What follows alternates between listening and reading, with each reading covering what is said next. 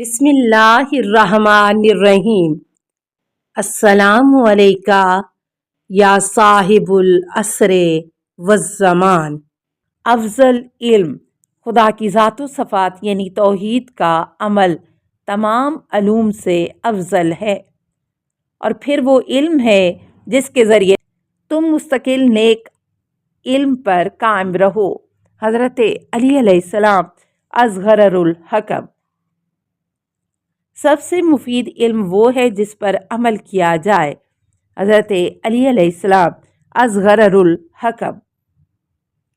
راوی نے رسول خدا صلی اللہ علیہ وسلم سے پوچھا کہ سب سے افضل عمل کیا ہے؟ فرمایا سب سے افضل علم اللہ کی ذات و صفات کا علم ہے اور خدا کے دین کی گہری سمجھ کو حاصل کرنا ہے۔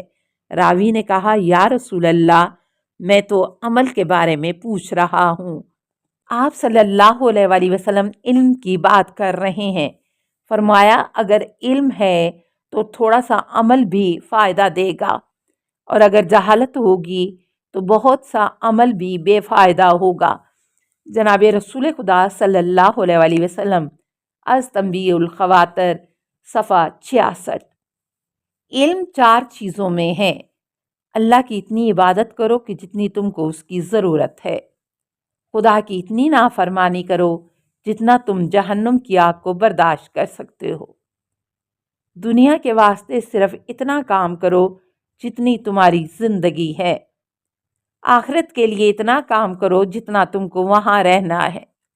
حضرت علی علیہ السلام از تنبیہ الخواطر صفحہ 287۔ علم نجوم حاصل کرنا منع ہے۔ نجومی منش کاہن کے ہیں، کاہن مثل جادوگر کے ہیں، جادوگر مثل کافر کے ہیں، اور کافر کا ٹھکانہ جہنم ہے۔ حضرت علی علیہ السلام از نہج البلاغہ خطبہ 79۔ بہت سے علم گمراہی کی طرف لے جاتے ہیں، وہ حاصل کرنا ممنوع ہے۔ حضرت علی علیہ السلام اصغر الحکم۔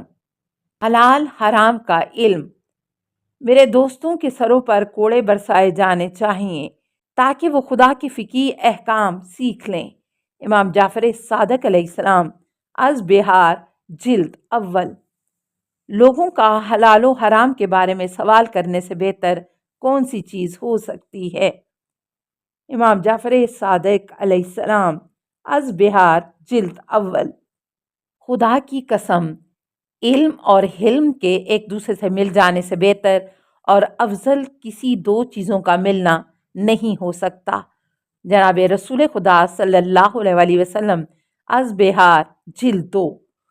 متقی پرہیزگار وہ ہوتا ہے جو علم کو حلم، برداشت کے ساتھ اور قول کو عمل کے ساتھ ملا دیتا ہے، یعنی جو بولتا ہے اس پر کرتا ہے اور جاہلوں کی غلط باتوں کو برداشت کرتا ہے۔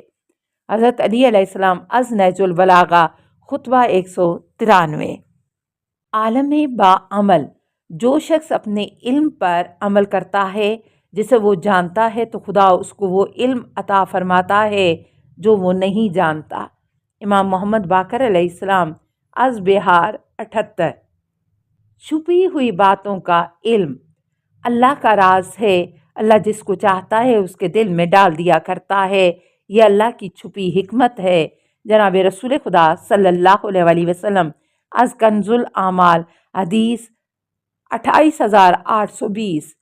سب سے بڑا عالم وہ ہے جو اپنے علم کے ساتھ ساتھ دوسرے لوگوں کے علم کو جمع کرتا ہے، حاصل کرتا ہے۔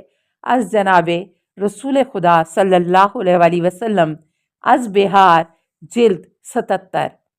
نمبر 2، اللہ سے ڈرتے رہا کرو، سب سے بڑے عالم بن جاؤ گے۔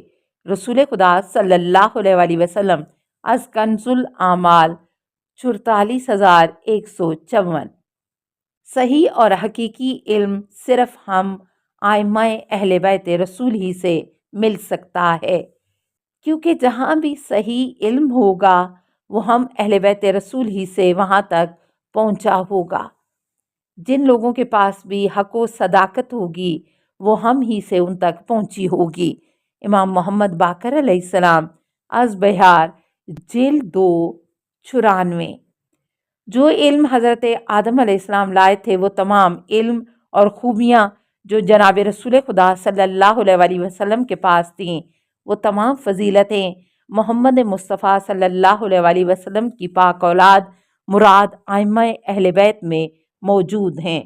حضرت علی علیہ السلام از بہار جلد 2۔ اس لیے جو شخص بھی ہمارے حق فضیلت یا مرتبے کو گھٹاتا ہے، خدا اس کے علم کو گھٹاتا ہے۔ حضرت علی علیہ السلام از بہار جلد 78۔ اللہ اس بندے پر رحم کرے جو علم کو زندہ کرتا ہے۔ امام سے پوچھا گیا کہ علم کو زندہ کرنے کے کیا معنی ہیں؟ فرمایا دینداری اور پرہیزگاری کے ساتھ علمی مذاکرات کرنا۔ امام محمد باقر علیہ السلام از بہار جلد اول۔ انسان کی عمر کی حقیقت اور اہمیت۔ عمر صرف گنے چنے عدد ہیں۔ انسان ماضی اور مستقبل کے درمیان زندہ ہے۔ پوری زندگی چند دن کی زندگی ہے، اس لیے دنیا کی طلب میں کمی کرو اور آخرت کی کمائی کو زیادہ بڑھاؤ اور اچھا بناؤ۔ حضرت علی علیہ السلام از غرر الحکم۔ اصل نقصان یہ ہے کہ انسان اپنی مرضی کا وقت ضائع کر دے۔ قابل رشک وہ ہے جس نے اپنی عمر کا وقت خدا کی اطاعت کرنے میں خرچ کیا۔ حضرت علی علیہ السلام از غرر الحکم۔ 4 چیزوں سے پہلے 4 چیزوں کی طرف بڑھو، یعنی قدر جانو۔ جوانی کی قدر بڑھاپے سے پہلے جانو، تندرستی اور صحت کی قدر بیماریوں سے پہلے سمجھو، دولت مندی کی قدر غریب ہونے سے پہلے جانو، اور زندگی کی قدر کرو موت آنے سے پہلے۔ جناب رسول خدا صلی اللہ علیہ وسلم از بہار جلد 71۔ نوٹ: یعنی عمر، تندرستی، دولت اور زندگی کو خدا کی اطاعت کرنے میں خرچ کرنا ہی ان کی قدر کرنا ہے۔ جو تیری عمر گزر چکی وہ پلٹ کر نہیں آ سکتی، آئندہ کے آنے کی صرف امید کی جا سکتی ہے، آئے کہ نہ آئے۔ اس لیے کہ موجودہ وقت تیرے پاس اس وقت ہے، اسی میں نیک عمل کر لے، بس یہی عمل کا وقت ہے۔ حضرت علی علیہ السلام از غرر الحکم۔ یہ گھڑی محشر کی ہے، تو عرصہ محشر میں ہے، پیش کر غافل اگر کوئی عمل دفتر میں ہے۔ رات دن تجھ پر عمل کر رہے ہیں، تجھے بوڑھا بنا رہے ہیں، اس لیے تم رات دن میں نیک عمل کرو اور اس طرح ان سے اپنا حصہ فائدہ وصول کر لو۔ حضرت علی علیہ السلام از غرر الحکم۔ عمل سے زندگی بنتی ہے جنت بھی جہنم بھی، یہ خاکی اپنی فطرت میں نہ نوری ہے نہ ناری۔ انسان کے لیے یہ دن رات خزانے ہیں، جب وہ قیامت کے دن اپنے دن رات کو نور اور خوشیوں سے بھرا دیکھے گا تو خوشی کی کوئی حد نہ رہے گی۔ وہ اس قدر نور اور خوشیاں ہوں گی کہ اگر ان کو تمام جہنمیوں میں تقسیم کر دیا جائے تو ان کو جلن کا احساس ہی نہ ہوگا۔ نمبر 1، یہ پہلا خزانہ وقت کا وہی خزانہ ہے جس میں اس نے اپنے رب کی اطاعت کی تھی۔ نمبر 2، پھر جب اس کا دوسرا خزانہ کھولا جائے گا تو وہ سخت بدبودار اور خطرناک ہوگا۔ اگر اس کی تمام جنتیوں میں اس کو تقسیم کر دیا جائے تو ان سب کی زندگی خراب ہو جائے گی۔ یہ وہ وقت ہوگا جس میں اس نے خدا کی نافرمانی کی ہوگی۔ نمبر 3، پھر تیسرا خزانہ کھولا جائے گا جو خالی ہوگا۔ یہ وہ وقت ہوگا جس میں وہ سویا رہا یا دنیا کے جائز مباح کاموں میں مصروف رہا۔ السلام علیکہ یا صاحب العصر والزمان، الامان الامان الامان من فتن الزمان۔ السلام علیکہ یا خلیفۃ الرحمن، السلام علیکہ یا امام الانس والجان، السلام علیکہ یا مظہر الایمان، السلام علیکہ یا شریک القرآن، السلام علیکہ یا قاطع البرہان، السلام علیکہ یا امام زماننا، ھذا اجل اللہ فرجک وسہل اللہ مخرجک وظہورک، السلام علیکہ ورحمۃ اللہ۔